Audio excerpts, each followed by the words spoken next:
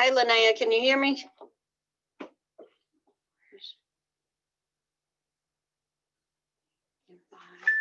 Why am I not seeing? Wait, start video. We're getting there.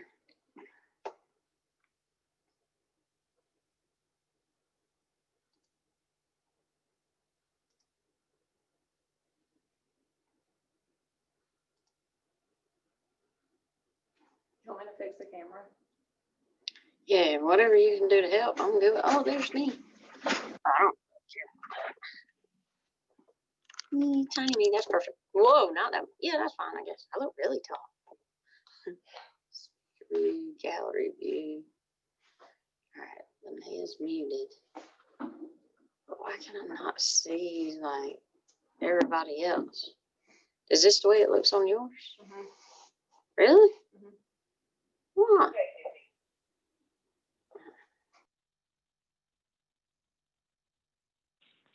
Major Spencer. Janae, can you hear me? I can. Can you hear me? Yeah. All right, I'll mute myself. I was just making sure I did it right. Okay. Who is that? I'm trying to figure out where his audio is coming from.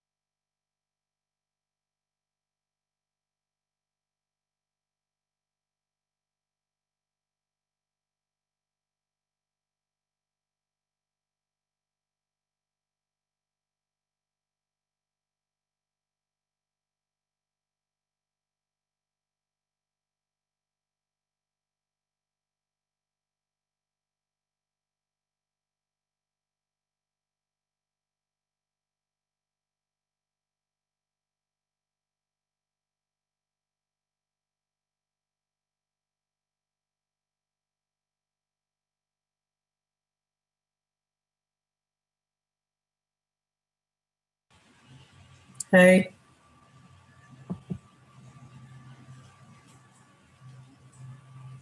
Hey, BJ. Hey, what's up, Major? Not much. Busy as usual. How about you?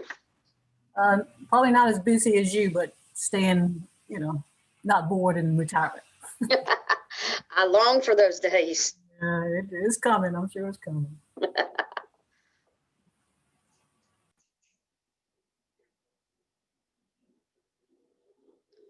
So once again, I'm not who I say I am. So it's me and not Chief.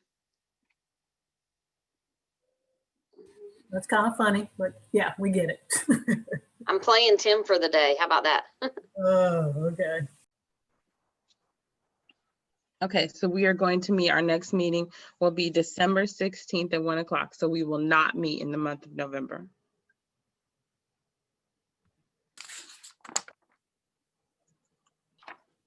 Is that okay? Okay. Because I don't know about you all, but some of us on these subcommittee meetings, we're getting a little bogged down. It'll give us a chance to catch up. Okay, so that was the big housekeeping item. And I just have one more thing because most of you all do or don't know. So the next Governor's Crime Commission grant is due January 31st.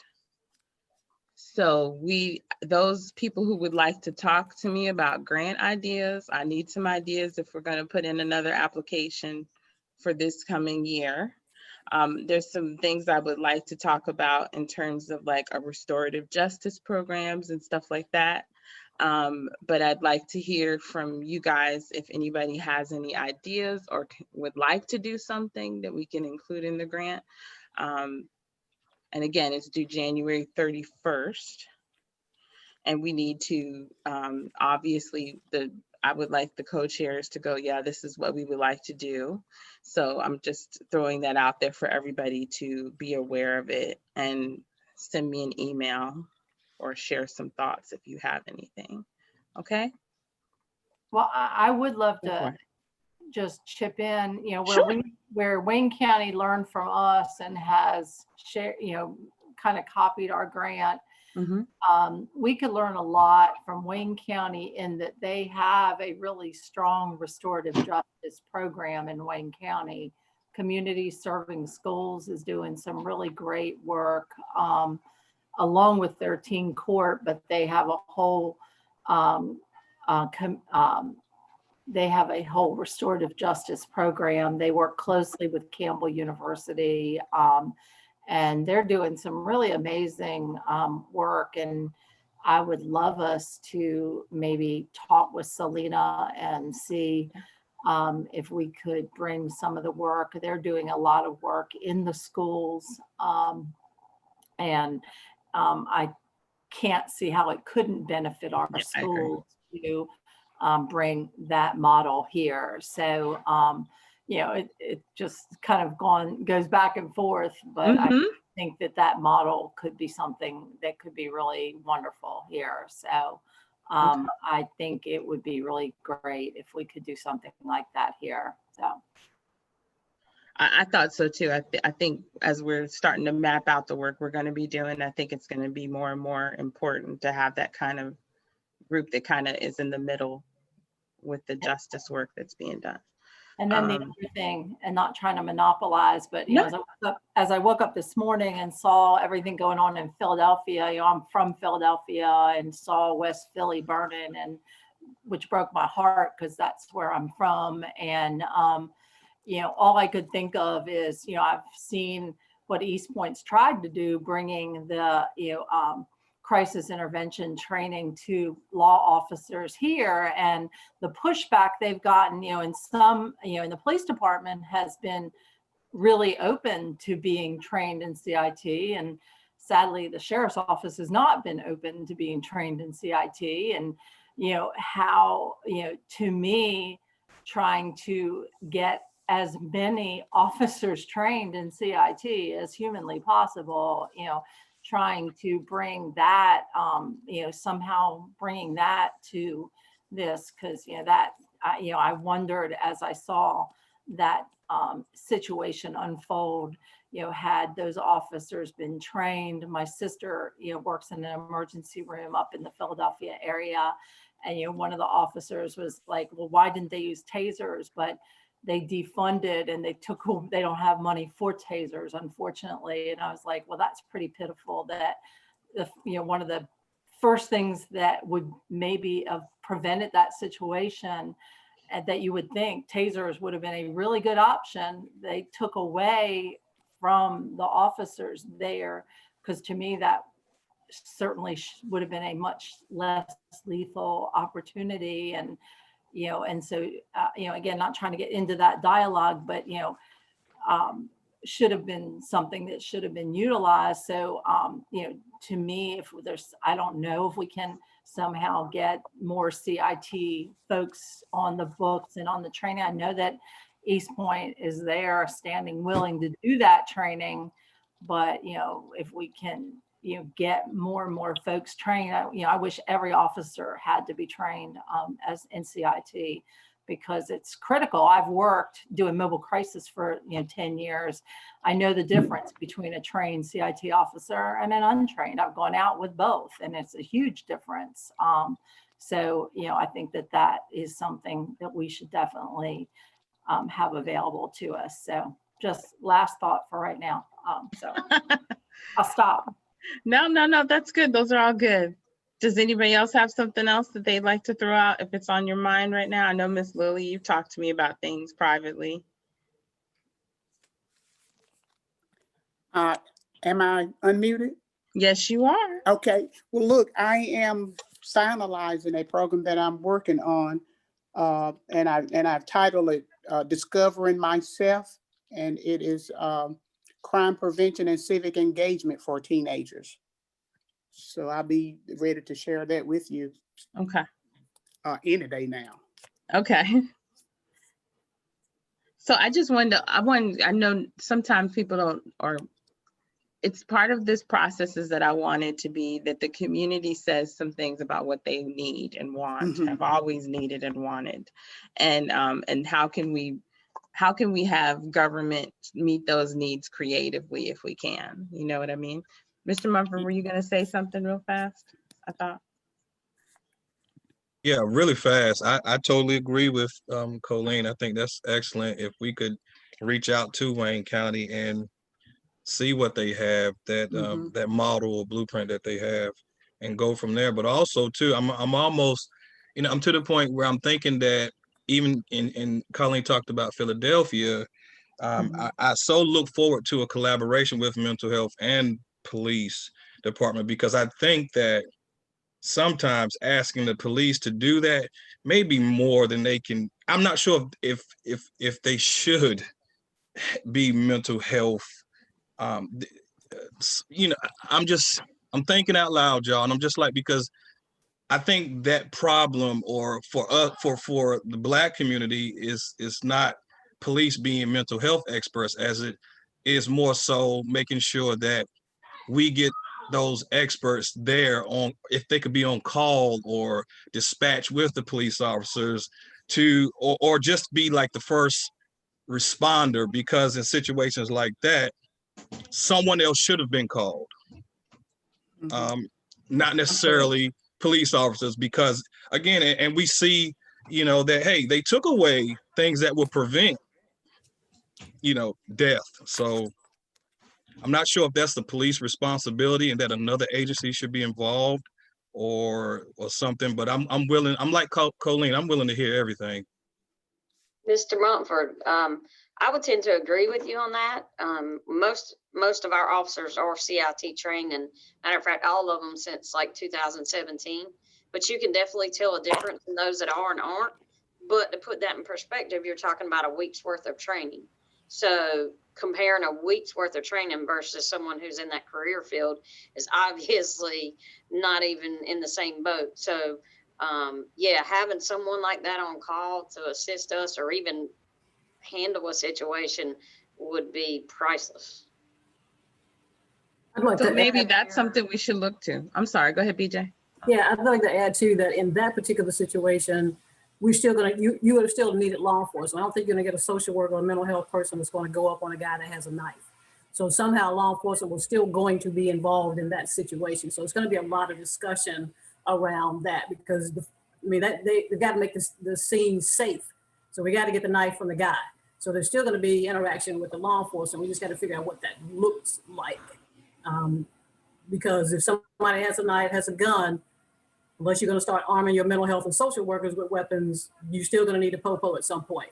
And then also looking back as to what systems might have failed that family prior to law enforcement. She may have been working with other systems that didn't do what they needed to do, and now it landed in law enforcement's lap.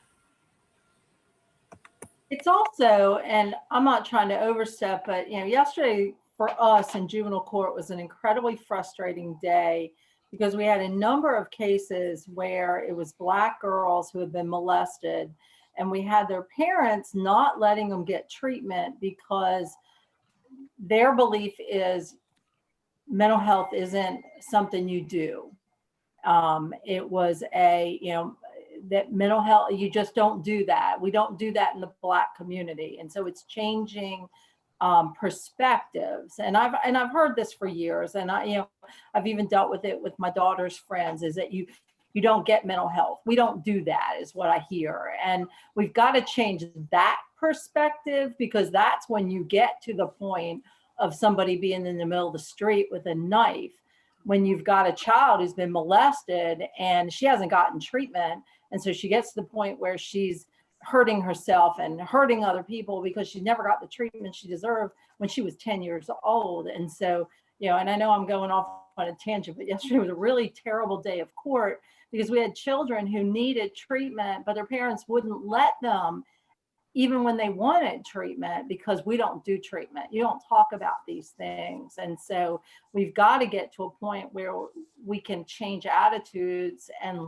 you know, let folks get the help that they need.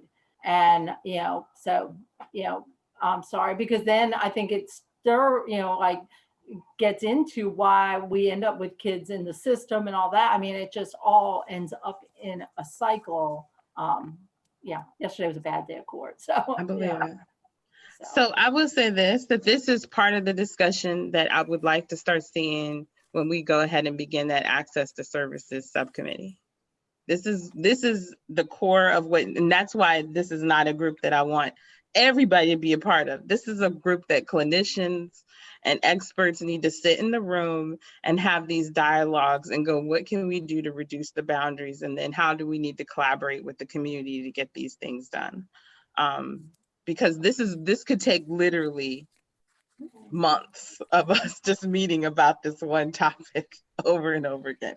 But I think this is good. One of the other things that I think we should put on this list, because what I'm also hearing is care coordination, right? And also what I'm hearing is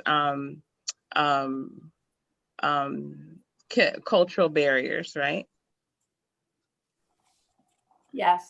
And I think that cultural barriers goes both ways. It goes from the practitioner's point of view, but it also goes from the community's point of view of how they receive and connect to services, right? Right. That services that people, because I know personally, like when I've gone to try to get services, I think that I'd have to go through a wall. Right? That's a nice way to say it. That, you know, I have to prove that I'm worthy of services, or that my needs are meet the need of what you might think it is, instead of, so we have to figure out how we can bridge that divide, if that's possible, which I think is all really important. Nikki, so you said, I will add, is that mental health workers are being hired by law enforcement and EMS to respond along with them to certain calls. You're absolutely right. I actually wrote down embed mental health with law enforcement as maybe an activity we would like to see happen. A lot of our law enforcement agencies have mobile crisis come with them to calls. That was from Melissa Reese. So that's a really good point. So I think we should explore this. It might be that we even approach a different pot of money than juvenile justice, because maybe what we'll see is that parents and kids need this resource. And so maybe we should look at victim services or another pot. So anyway, this is a really good discussion. I just wanted to open up the door to this. If you all feel like maybe we should bring it up in December again, or if you all would like to have a meeting about this specifically, we can. Is that the committee that's meeting in November, Linnea? Well, it should, but nobody wants to join the team. Everybody sent me messages, I'm overcommitted, Linnea. And I understand, but it's important that we put a funding foundation plan together so that when things like this come up. No, I meant the committee that you talked about the access services to service committee. Yeah. I was actually going to talk about us pushing that back until January, just because we have this grant I have this grant deadline approaching, and I think all those same people will be needed. Okay. But I'm open to however way you want to. So those people who are just joining us, we were having a conversation about, or first of all, we have changed our meeting date for November, December to December 16th at 1 p.m. Because so we have a holiday meeting schedule, and we were discussing what maybe potentially we would be interested in applying for next year program-wise, or 2 years from now program-wise, as to what this should evolve into or what we need to bring to the table, right? And so I'm asking everybody to just give me, if they have any ideas, what they would potentially like us to apply for some money to do. Okay? This was a great discussion, you guys, and I appreciate you bringing up Philadelphia. I think that was a really important example of why this work we're trying to do is so important. So thank you for doing that. Okay, well, I'm done with my housekeeping. So officially, I'm going to hand this over to our chief,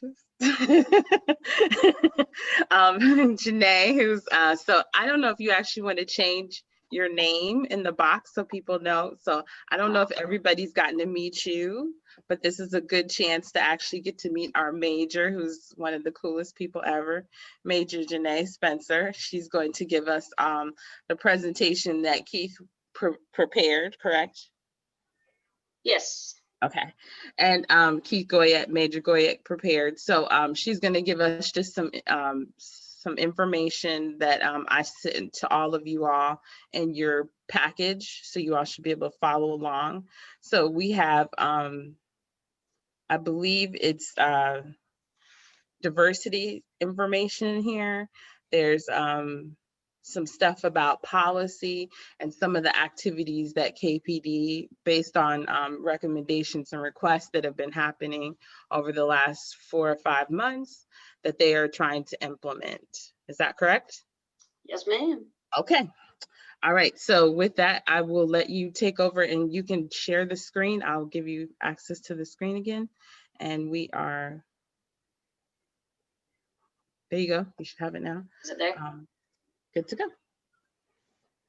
Are we there? Yes. Can you guys see it? Can you hear me? Yes. Yes. Okay.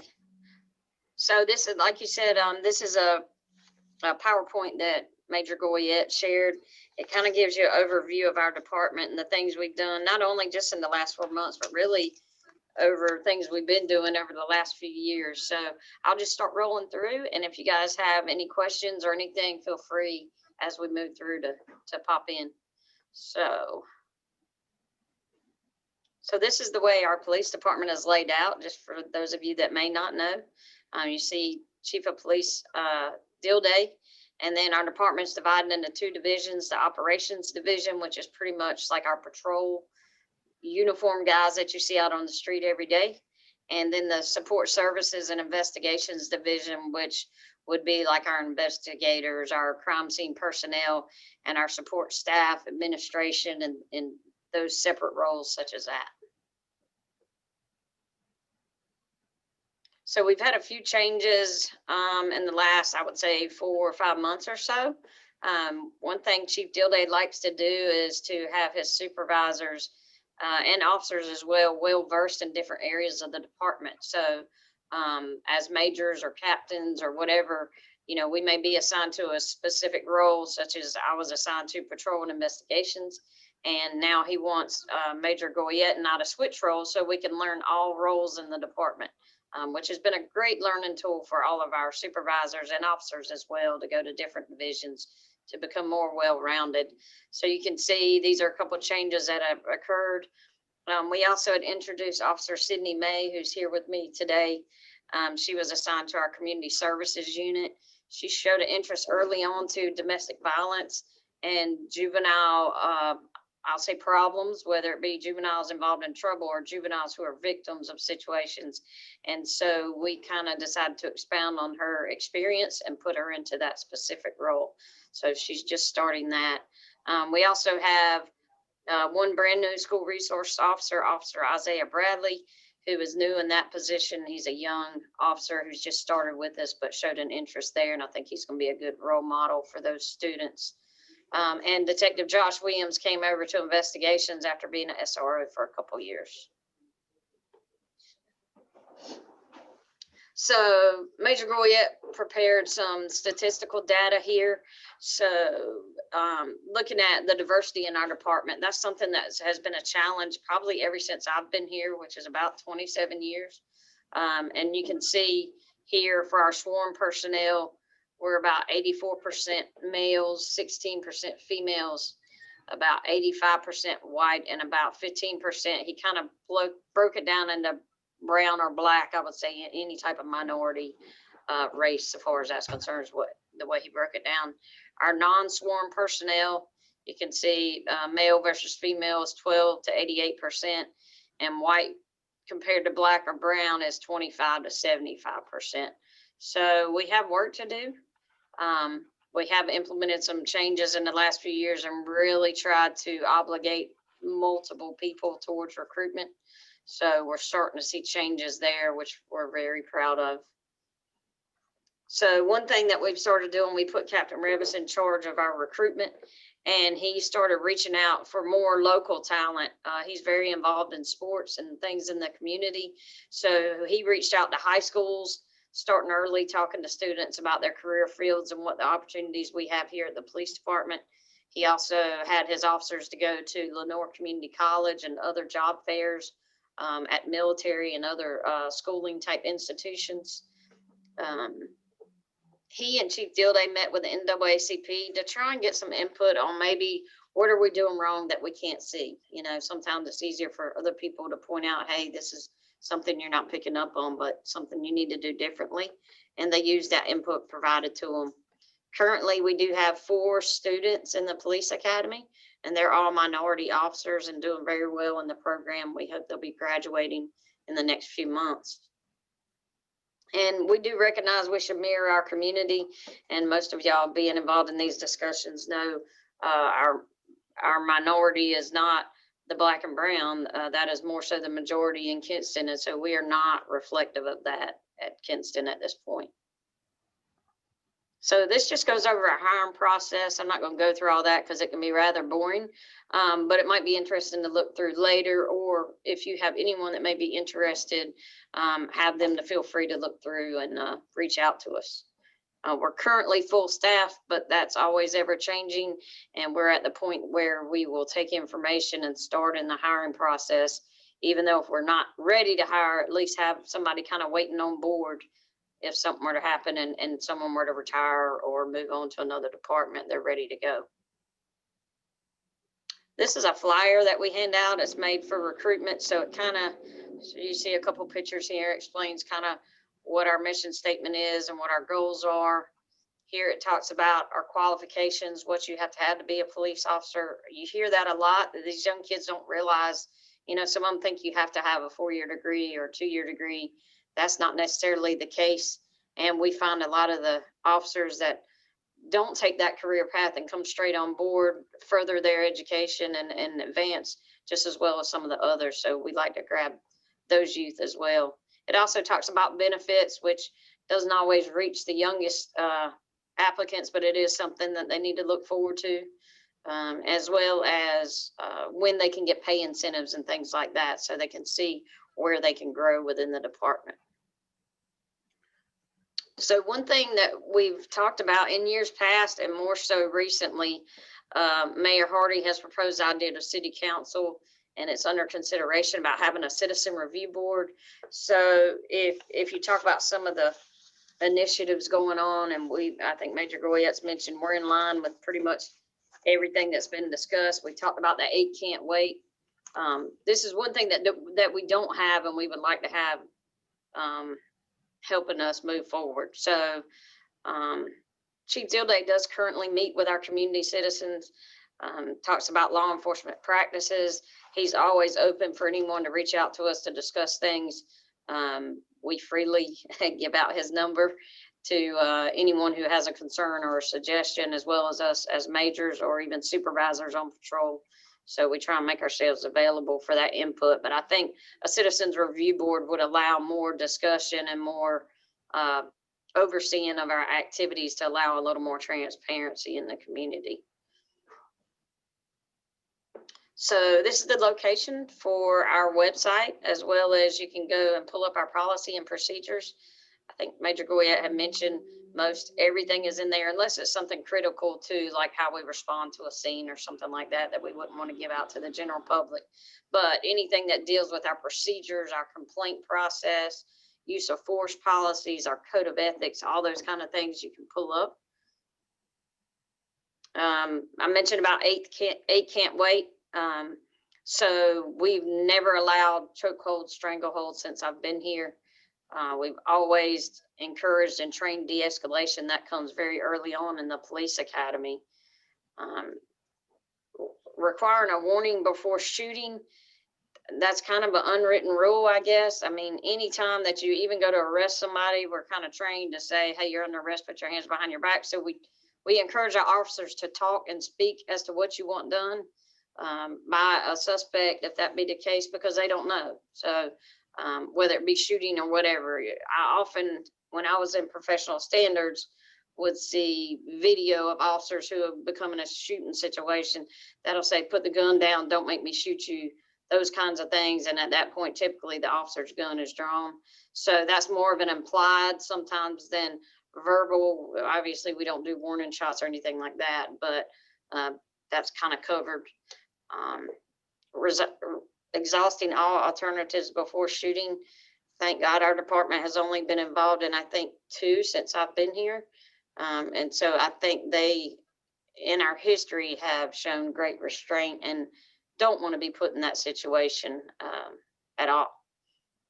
The new thing that he mentioned was duty to intervene. So although it's expected and our code of ethics refers to that, we did not specifically have it in policy saying that an officer will be held responsible for the duty to intervene. In other words, if you don't and you observe something happening that is violating someone's rights or too much use of force, then you will be held responsible as well. So I think sometimes the unwritten needs to be written. So that's why that has been added in there.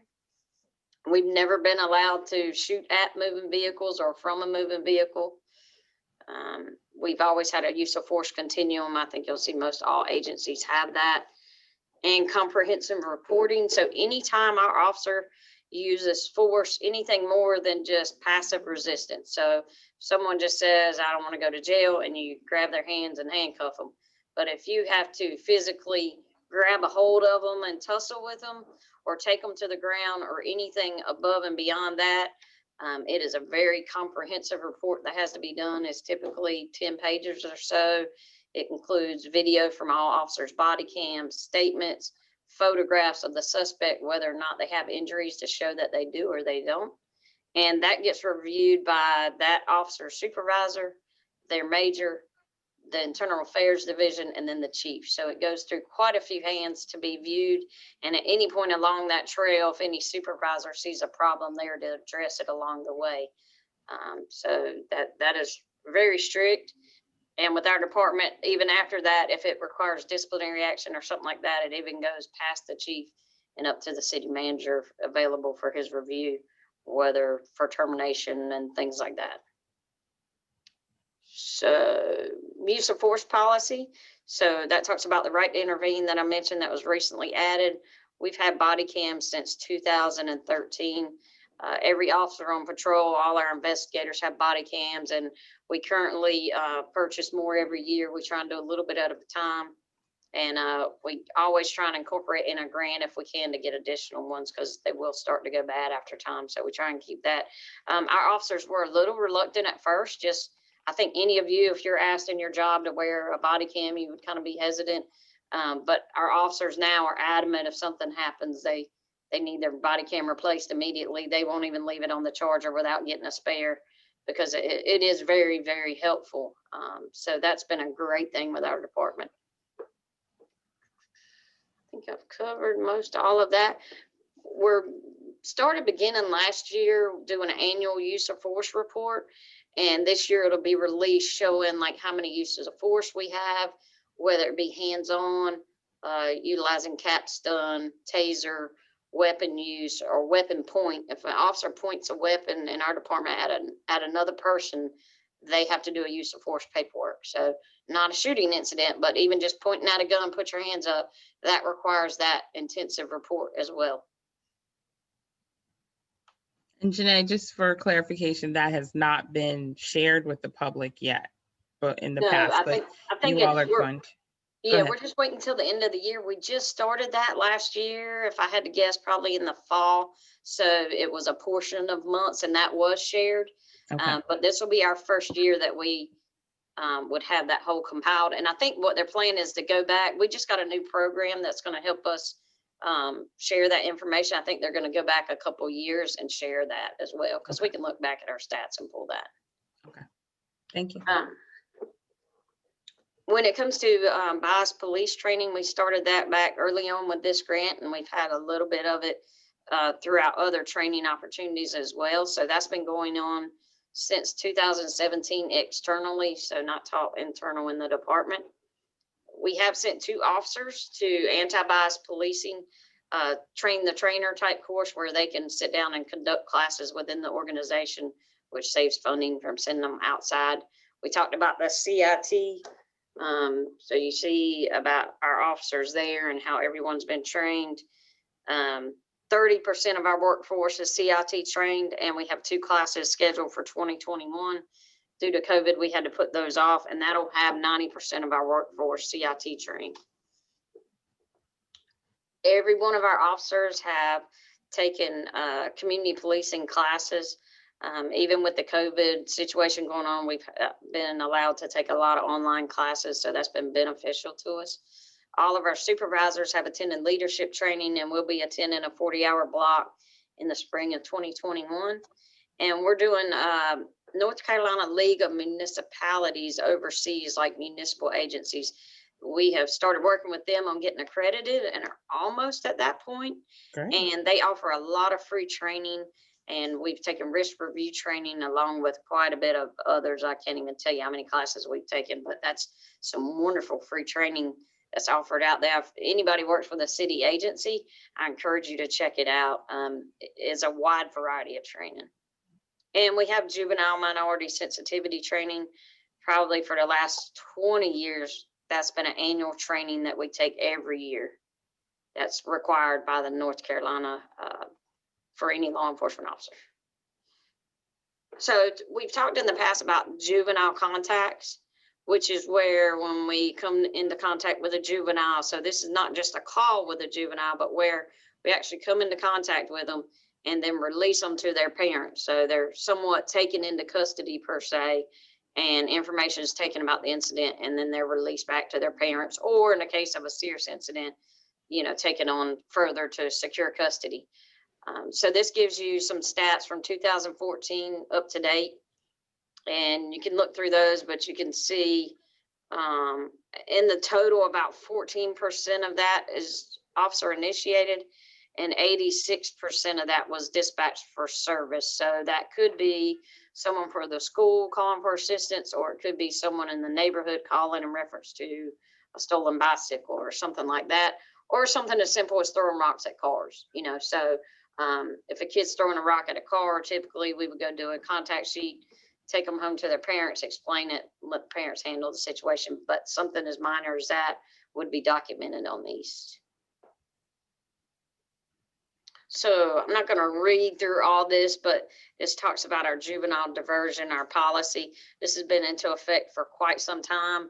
Our officers are trained in the police academy, but when they come on their first 2 weeks before they ever hit the street, they go through these policies and they're instructed on when you're dealing with a juvenile. So if you read through it, you'll see pretty much our goal with a juvenile is to rehabilitate and reform, whether it be on a minor level of stealing a lollipop to breaking into a car.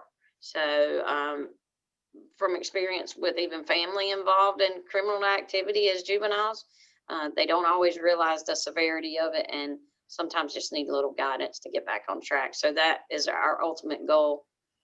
So you'll see here the opportunities that we have on diversion. There's quite a few, and they're encouraged to take the least that has the long-term impact on that child. And then it talks about the ones where we would absolutely take them before a juvenile intake counselor, which is kind of like with an adult, taking a person before a magistrate saying, hey, we want to get this person taken to a juvenile facility for them to serve some time, which is typically a few days. They're going to be in court within a week. But these are serious type crimes that we would request that we do that. Now that would still be, it still has to go through a process, but these are the type things that we see as severe enough that we don't divert to. So I asked Major Goyette about this slide. I think these were some things that had come up in discussion. And so that's just something maybe we're throwing out there to talk about and see if we can, if you guys have input or questions or that kind of thing.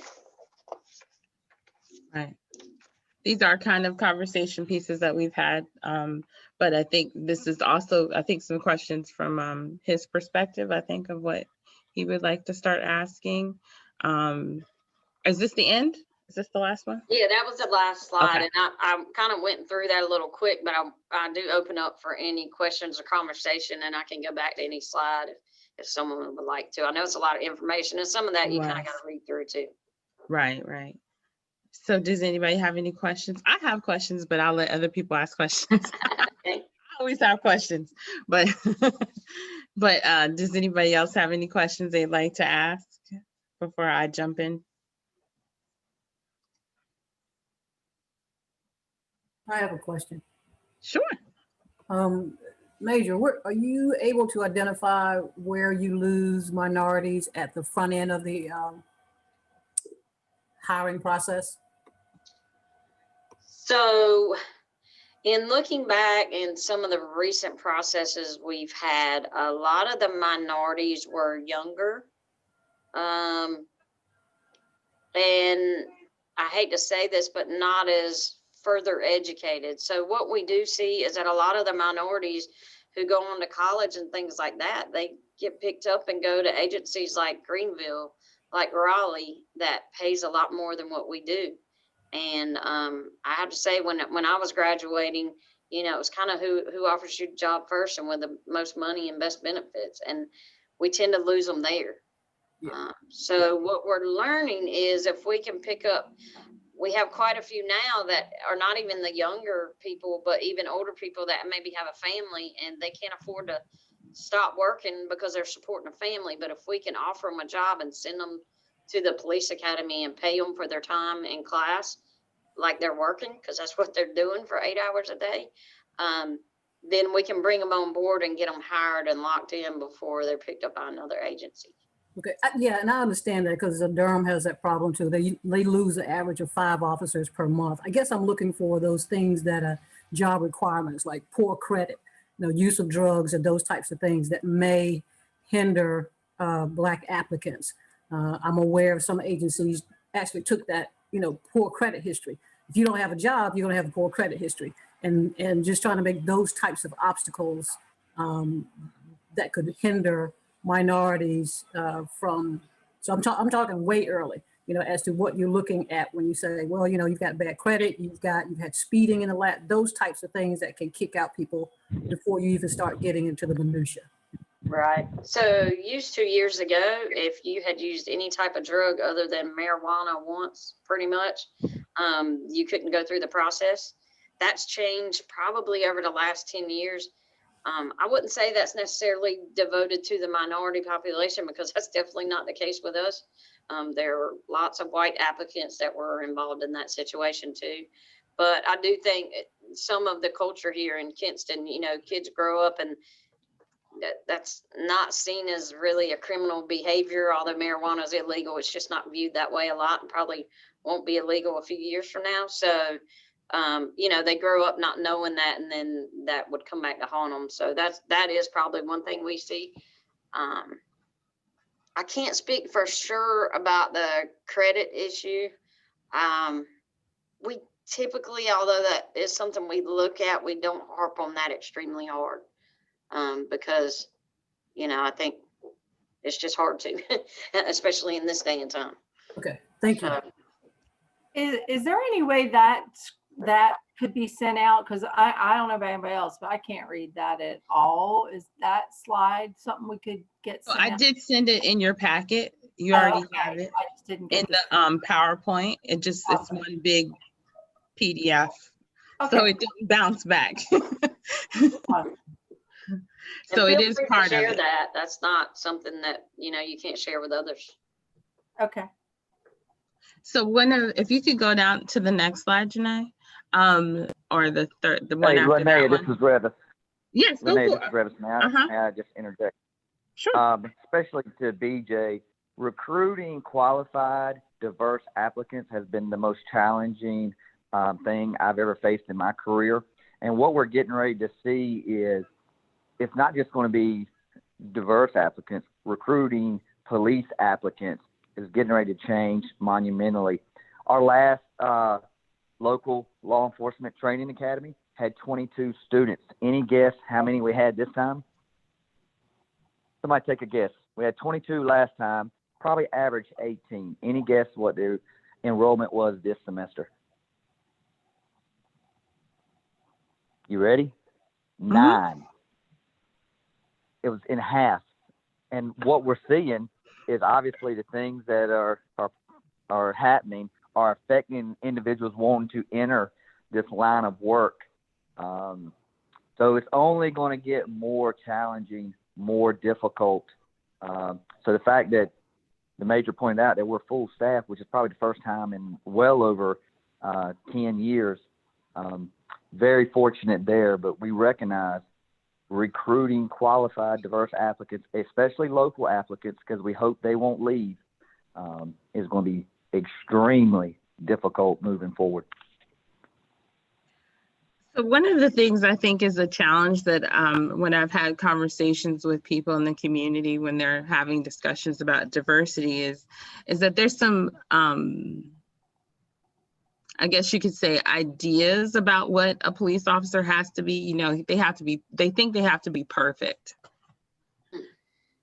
And, they can never have been arrested for anything. They can never have done anything wrong in their life. And I think that that's a absolute falsehood. And I think that we need to do some eliminating of the stigma, or maybe not the stigma, maybe the unrealistic perspective of who can be a law enforcement officer. Right? Go ahead. I think that's a good point. In fact, really the only restrictions that the city of Kinston has, there are some that the state mandates to be certified. Mm-hmm. And then there's some driving restrictions that the city has for insurance wise. But you make a good point. Is the community probably thinks it's more challenging than what it is. Mm-hmm. And so because I had this conversation with Ms. Sutton with NAACP, and I've had it with a few other people about what they think, what you all are looking for. And so I think if we could make it maybe even a little simpler, I think this is good though. This qualification list is really helpful. But I think even going further and letting people know that how we can recruit people, how we can actually start letting people know, hey, we want you to be an officer at the age of 16, right?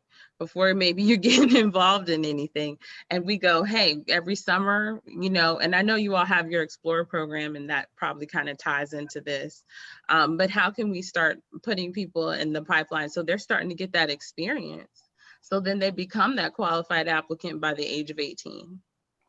And then they go through BLET and they're having more experience to be prepared for those roles, especially identifying those minority students that would be the ideal candidates and letting them know that's what we're looking for you.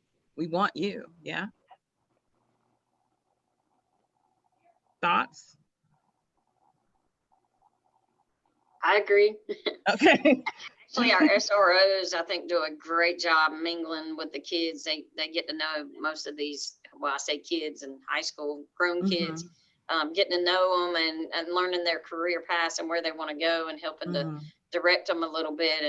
And that does come back to help us because we are seeing, I think we have 5 or 6 graduates of Kinston High who work with our department now, and they are all strong officers with our agency because they know the people in the community and they have been a great addition to our department. Right. And then the skill sets that you want, you know, maybe I know that a lot of times people look, you know, the cops are the cool people that can run real fast, right? And and jump over stuff. But maybe there's some other skill sets that you all might be in need of. Maybe some people that are good with data.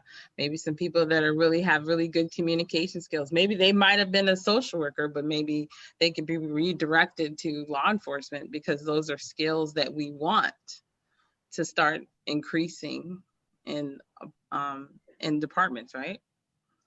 So we actually had a meeting today, a multi-agency meeting involving violent crime, and one of our hosts of that organization was a young man who graduated here at Kinston High, who I can't even tell you off the top of his head his educational background, but he has a memory that you can't even mess with.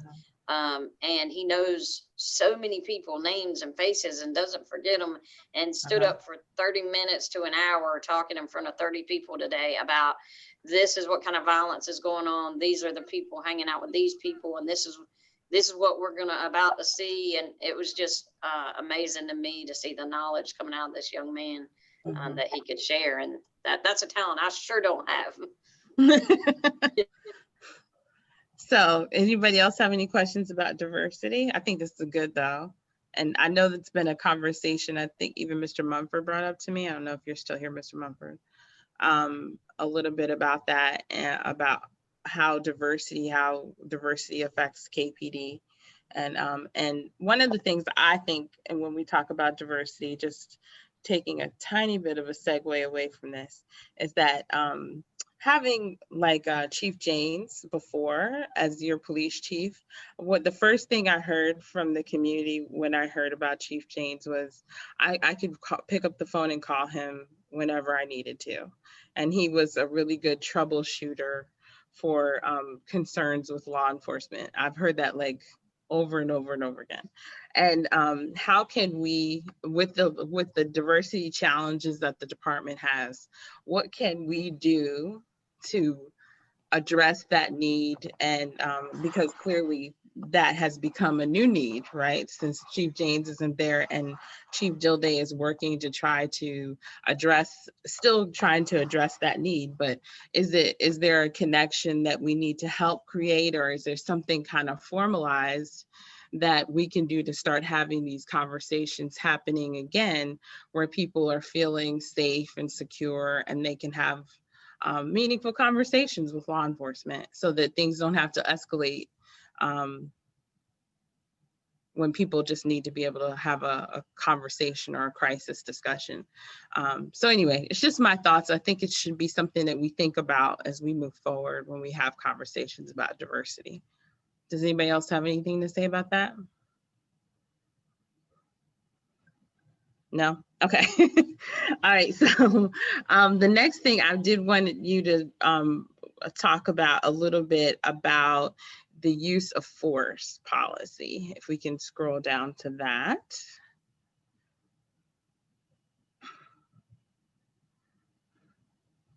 And I didn't know if anybody had any questions about this before I jump in with my questions. No? Okay. You all are acting like it's Friday evening. Okay. So I'm very interested in seeing what this use of force report will be. I'm very interested in seeing what it looks like, and what overall people are understanding use of force to be, and all the different components of it that I think are part of the work that's done, because I think people don't really know. And I would in particular like to know how use of force, in particular with people that are youth, right? I would like to know how many youth have been restrained or have had handcuffs put on them, how many youth have been transported, how many youth have had guns pulled on them. If that's the case, I think that would be important for us to be able to tease that out separate from the adults. Yeah, we can make that happen. And even going back in years past, I don't think we've necessarily separated it. Okay. But we keep all our use of force, for a long time. I don't know that we ever get rid of them. I think it's like a 20-year span, Probably, as long as there was no major injury. So we can easily pull up that data. And then I would like to tease out the difference in racial breakdown. Okay. So are we seeing use of force predominantly with Black people? Or are we predominantly seeing it with white people? And how does that have any effect on decision-making or anything like that? Is everybody following along with my questions? Do you have any questions along with what I'm saying, or? Just asking, don't want to be the only. No, you're asking good ones. I would like to see that on that too. Okay. Yeah. And then I'd also like to, with use of force. So what I saw, if we could go down or moving on from that to the juvenile diversion. So I am very interested, obviously, and we've had discussion, and I have pulled data about what the referrals are for young people when they make contact, right? And so overwhelmingly, what we find is that in Kinston, most of the young people, when they make contact with the system, they are being referred for a petition to the juvenile court. That's what our overwhelming numbers are showing. So my question is, how do those contacts align with this juvenile diversion policy as it exists? Because what we know is that the majority of the young people are not repeat contacts. And we know the majority of those contacts aren't like I think that long list of severe, or what was that? Whatever that list was, most of them didn't fit into that list or that category. So I want to know, how do those connect, and why the young people who weren't meeting this list, why weren't they being diverted? So you don't happen to have that slide where we talked about that in the past, do you, about deferrals? Yeah, I do have that. If you want me to show that to you real quick. Yeah, that would be awesome. Sure. It might take me a second to exceed find it. my abilities on the computer by far. And to me, this is like one of those conversations that we need to have in the data and policy group, obviously. For sure. But because we need to dig into these, but this is what I would be, just to kind of connect the dots. Sure.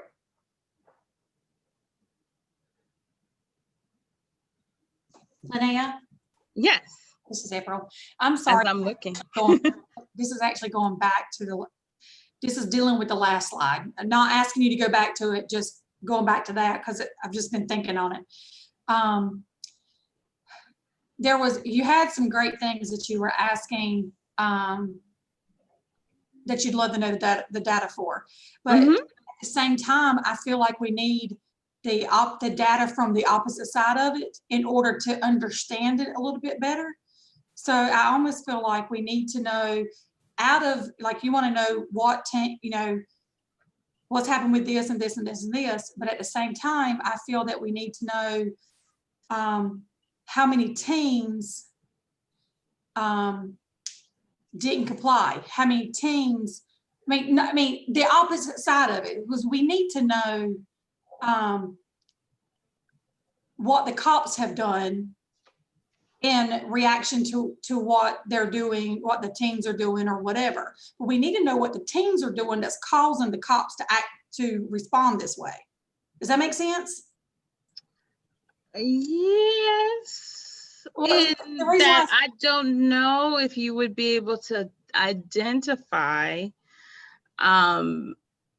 what the teen did to cause the cop to react some way. I think what you have is, and maybe this is even a question, Janae, I would even defer to you on this, is that what data we have that we can look at, right, would be the police reports. And the police reports and correct me if I'm wrong, but the police reports that I've seen don't say, well, we told the kid to stop and they didn't stop, so then we did this. That's not typically what I see in the reports. Now, correct me if I'm wrong, Janae, is that correct? So a lot of times in the incident report, you're not going to see massive detail. Now, if there's a use of force, there are very detailed statements that must say this happened, this didn't happen, that kind of thing.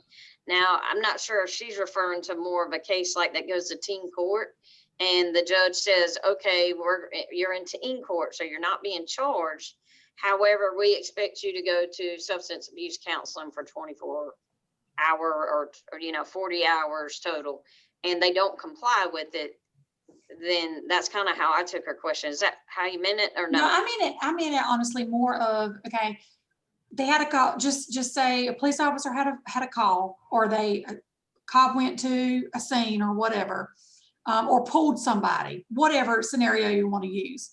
And you have a report saying, or you find out data wise that the cop, this kid had to be arrested or cuffed and taken somewhere, or maybe like you said, want to know about, the possibility of if they had to draw their gun or whatever. Having said that, it would be interesting to find out, what caused that. Because then, because we need to know why officers are responding the way they're responding in order to help the situation from the get-go, I would think to some extent. So I think that would be, so just because I want to make sure I'm understanding you clearly. So your question is what is can we find out what caused the officer to respond in whatever way in a that particular situation is being noted? In a particular situation, or in a global sense, like in all the incident reports that we have for 2018, we want to know why the officer chose to arrest or not arrest. Is that what you're asking? Because I'm just trying to make sure. Possibly. I mean, very possibly, because I would love to know, if a police officer did this, and this, what was the reason that officer felt like they had to do this, and this? April, are you saying, like, as far as the numbers are concerned, are you saying to find out the reason that the officer did it? Like, is it a substantial reason? Like, okay, we do have 100 kids or children that were put in handcuffs or put in the car for what reason? Are you saying to find out why it was done? Like, was it a substantial reasoning for doing it? Was the kid being aggressive or assaultive or whatever to make the officer do that? I think that would be great data to have, because then that's getting a read of what's going on in the community, of what the police officers are facing, but at the same time, it's a check on them too, to make sure that it's in line of this is what they're doing because of this happened. Does that make sense?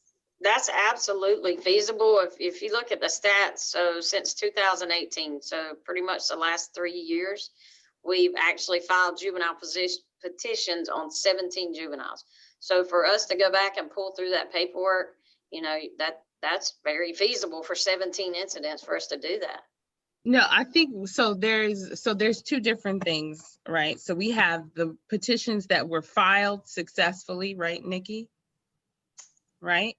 And then we have those that were actually filed that were, maybe the application was, I guess the petition was filed, but it wasn't accepted. Is that the right language? Am I using the correct language, Nikki? We have like a pot of people. We do have.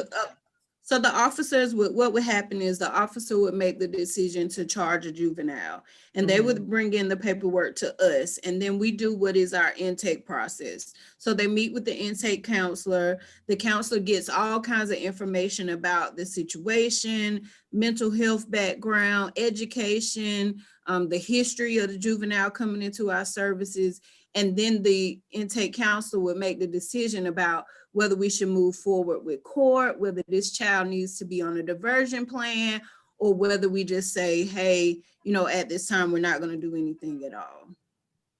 Okay. So, and they may, and not really not doing anything at all, but maybe refer to a resource. So it may be a situation where you have a kid that comes in and maybe he needs some mental health services. So we would do the referral for the mental health services. It doesn't necessarily mean that he or she is going to be placed on probation. So I think, So I think so I guess part of what I'm trying to say is I think we're mixing several different things in here together, and which will make it kind of complicated to pull apart, but I think we should pull it apart. So one thing is I do think we need to ask critical questions about why, maybe what were some of the circumstances in which decisions were made, and we can see what is available in terms of the reports that we have. I also think what you're also kind of talking about is what the Citizens Review Board could be doing, right? That they could be looking at incidents, and as they want to investigate, they could be asking that kind of information and asking that of not only department, but the officer, you know what I mean? That's part of what I think that's what some of the idea behind the Citizens Review Board is. Correct me if I'm wrong. Yes, no, I'm not seeing an acknowledgement. Is that a yes, Janae? Sorry, I muted so y'all wouldn't be distracted by office noise. So we would just have to be careful about juvenile information. You know, it's very sensitive and we don't Yes. release that type of data. So that would be a little bit of a challenge, but probably could be worked around possibly. Okay, so we Got a have question. Go for it. Yes. And this is a response to April. Are you April? You're talking about. I'm trying to understand what you're saying. The actual incident, like when police are called to a scene, what is that child doing on that scene that I guess in your scene predicts the officer's response, whether Yeah, it's locking them up, whether it's writing it off or what have you. Is there data on the child's response to the officer coming, that environment that creates, I guess, in Amy's view, that response that the officer gives? This officer has standard protocol for certain incidences and what they know what to do, but if it escalates or anything needs to be changed, is that what you're saying, like April? Like, what causes the officer to go that direction? To some extent, yes. And is there data on that? Because once you get to Miss Benson, you've already had the engagement with the officer. This is juvenile justice now. This is turning it over to them. This is the very. That's what I was saying. We mixed too many things together. Yeah, I'm talking about the very, very beginning. You know, like say, this is for instance, very beginning. Someone gets pulled over, say a 16-year-old gets pulled over. The officer, if the officer has to escalate anything besides, I need to see your license and registration. If it goes beyond that to where the officer has to do something besides give a ticket, what was it that provoked that? You see what I'm saying? That's what I'm trying to figure out. What happened in the very beginning to cause anything to extra have to be done? And so I'm saying, I think this is multiple things. Part of what your question is, it's part of multiple things.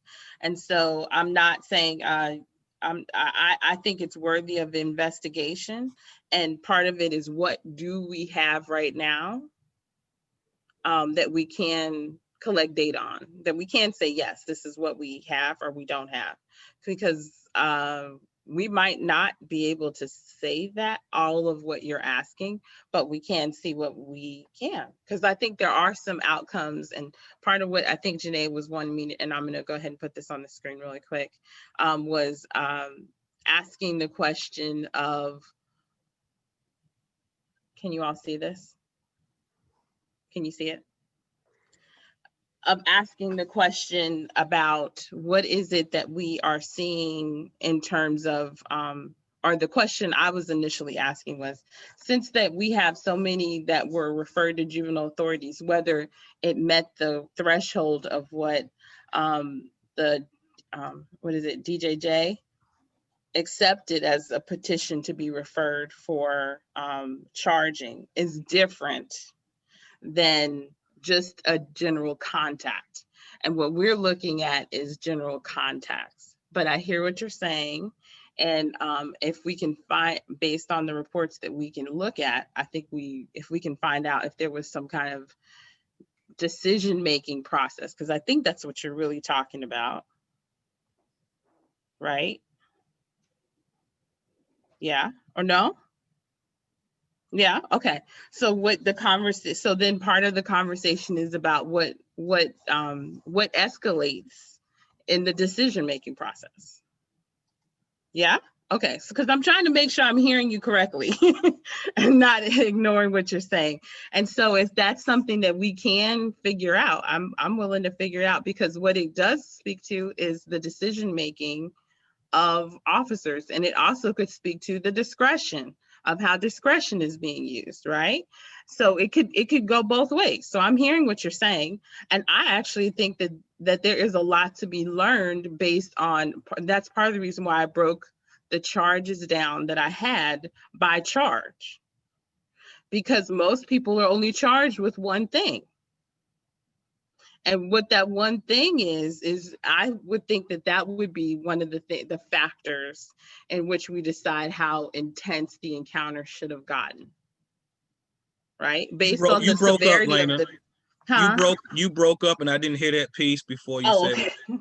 I'm saying based on the intensity or the severity of the charge, we should be seeing maybe a escalation or a de-escalation. So if we had, for instance, if we go back and look at that, which I sent you all a long time ago, if we look at first charge, right, and we look at shoplifting, for instance, or fighting in school, what is it that we would expect to be the escalation, right?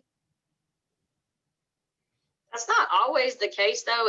That I would mean, make yeah, common absolutely. sense, but I've arrested people for murder, and they're as gentle as they could be, whereas I arrested someone for shoplifting, and they're off the chain.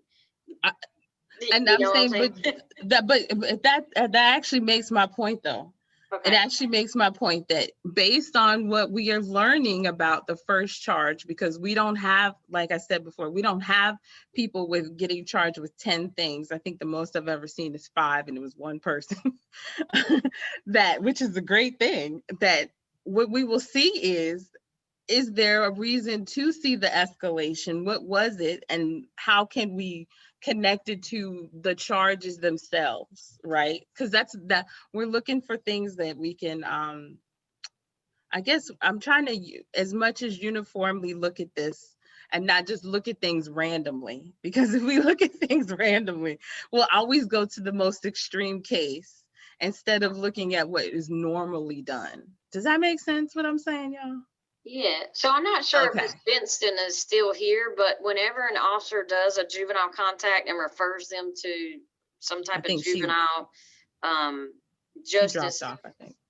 okay, then that officer has to provide it's a large amount of paperwork that she was talking about, and that includes a very detailed statement. And from my experience, a lot of times they're going to ask additional questions to add to that. Yes. And yes. so that might be data that they have now. How easy that would be to pull, I don't know, but that information is there. It's just how easy it is to get. Right. And and I think that was one of the things that the data subcommittee was saying they were interested in looking at in addition. So, so this was good. So I say all this to say this is the beginning. Those of us who have a lot of interest in data or having these conversations, I would really highly suggest you join the data subcommittee, because this is where we're supposed to be digging into this. And this big meeting is not really the best forum to do this, so that we could all be off as mute and have a real conversation with each other and ask the questions. But this was good. This was part of what I was interested in. And I hope that other people got to learn a lot. And I hope that you all take a minute and read the package, so that you can be able to ask further questions. And if you need to, send me an email or send Chief Dilday and Mr. Mumford an email and say, hey, this is what I'm interested in talking about or learning about. And then we can explore that. Is that fair, Mr. Mumford? And acting Chief Dilday? That's fine with me. Linnea, this is Revis. Yes. I think you will see. I think you'll be very pleased with the comprehensive annual use of force report. It will discuss all these items that have been brought out, such as the most common resistive behaviors and the most common responses to that. And that's for two reasons. Number one, to let our community know, but number two, to properly train our workforce. We need to make sure that we're training our workforce to respond to the most commonly seen resistant behaviors and to properly apply the most commonly law enforcement related techniques. So I think you'll see that. I do not think you will see a significant statistical tie to juveniles. I was very involved in reviewing our annual use of force report. We responded to 30,000 incidents last year, had less than 90 use of force reports. So that's less than 0.5% chance of involvement with a Kinston police officer for force to be applied. And I do not recall any juveniles. If I'm wrong, and there are some juveniles, it's going to be statistically less than 0.5%. So that's wonderful. I say all that to say this: the chance of a Kinston police officer using force on an incident they respond to is less than 0.5%.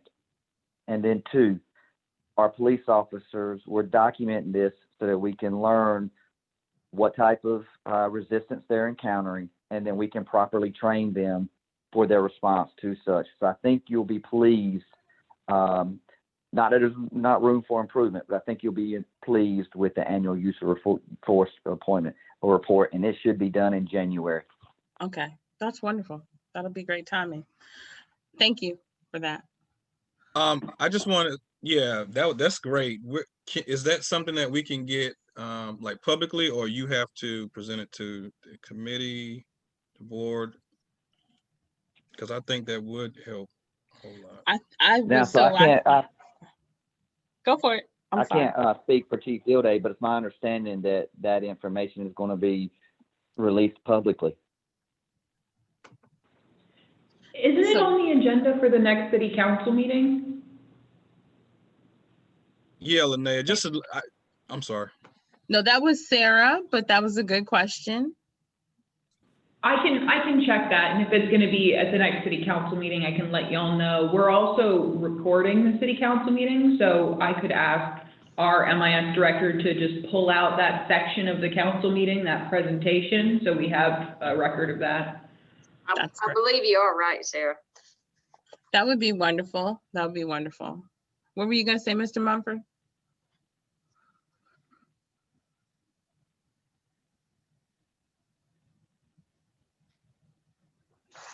Did you have something to say, Mr. Mumford? I see you nodding your head. Oh, okay.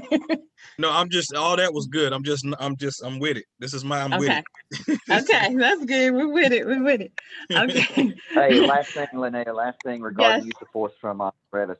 Another thing that we document is the number of use of force encounters captured on the original or the initiating officer's body camera. And that's over 80%. Okay.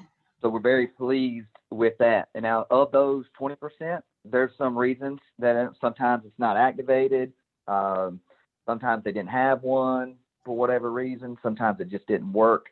So that's an area that we stress pretty challenging too, is when we are involved in this, we want to make sure that the camera was there. And if not, we ask those difficult questions. Why not? Where was it? And that's certainly improved our statistics. Okay. Thank you. Well, so I assume that when that report becomes live, that we'll get a nice presentation with this group, because this group will probably have more questions than the city council will about how, how it affects the work that we're doing. But I appreciate this heads up. Anybody else have anything to say? I was just going to say, I think that's the intention of doing that, is so that it can be put on our website and available to the public. Wonderful. Is the intentions of the chief. And it's got to go through a process through city manager and council, but I don't foresee, a lot of problems with that or hurdles per se. Wonderful. Okay. So is it okay if we move on from this really quick? But thank you, Janae. I really appreciate it. And tell Keith that he owes you a lot for doing this for him. Yes, ma'am. I appreciate it though very much. So if anybody has any questions, feel free to email them to me, because I know sometimes asking in the big group can be hard. And so I just want to give people permission to reach out individually with their questions if they'd like to, okay? Thumbs up, thumbs down if anybody has any issues with that. So with that, if I think that's pretty much most of our agenda for the day. Does anybody else have any questions or concerns? So we have our next data and policy meeting on November 11th. And we have our parent and youth engagement also on November 11th. The data and policies at 4 p.m. and the parent and youth engagement was at 11 a.m. I attached in your packets the scope of work that both of the subcommittees are going to be working on, which I'm very proud of. Everybody did a really good job of having good discussion about that. And I will plan on opening up the access to services subcommittee group and after January, just so that we can get through everything we need to and give KPD a chance to figure out how they're going to staff all these wonderful, great meetings and how we can be a benefit and service to them as much as they're being a benefit and service to us. Is there anything else that we need to discuss? So Mr. Mumford, would you like to wrap us up and tell everybody thank you? And welcome to being co-chair, Mr. Mumford. Yeah, so yeah, just wanted to say thank you to everybody for joining us on this Zoom conference call. The work we do is so critical, so vital to our community, to the spirit of just transparency and accountability on all stakeholders, community and law enforcement. So I am totally grateful for this opportunity to just be in dialogue with y'all. And I know Chief Dilday, I've talked to him several times on the side, other meetings we were in. And so I am grateful just to work with all y'all. And that's it. Thank you all for attending this meeting. Thank you. So please make sure you sign in for me if you haven't already done so. I put the sign in the text box, but it's also in the email that I sent out if you are not in the chat room, so to speak.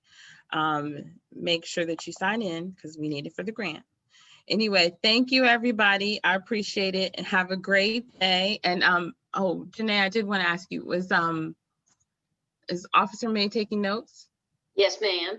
Okay, so we'll be able to start sending out meeting minutes this month, hopefully, so everybody can see. Sounds good.